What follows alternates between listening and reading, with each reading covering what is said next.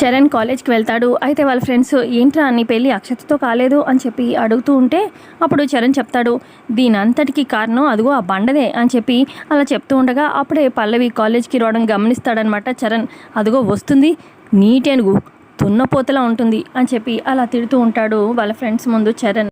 అసలు పర్సనాలిటీ చూడు అడవి గేదెలా ఎలా ఉందో అని చెప్పి పల్లవిని అలా తక్కువ చేసి మాట్లాడుతూ ఉంటాడు చరణ్ వాళ్ళ ఫ్రెండ్స్ ముందు. ఇక అప్పుడే పల్లవి కాలేజ్లోకి అలా వస్తూ అక్కడ గడప తట్టుకొని ఇక పడబోతూ ఉంటుంది. ఇక డైరెక్ట్గా వెళ్ళి చరణ్ మీద పడుతుందనమాట.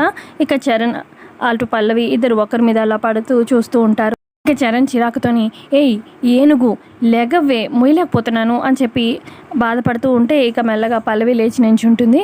ఇక చరణ్ కూడా లేచి చీ అన్నట్టుగా చూస్తూ ఉంటాడు పల్లవి వైపు.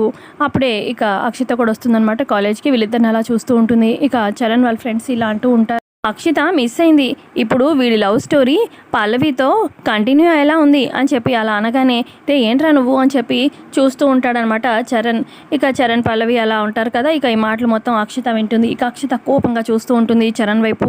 ఇక పల్లవి కూడా ఏం చేయలేక అలా చూస్తూ ఉంటుంది. సో ఇంతే అండి ప్రోమోలో చూపించింది. ప్రోమో నచ్చితే ఖచ్చితంగా లైక్ చేయండి.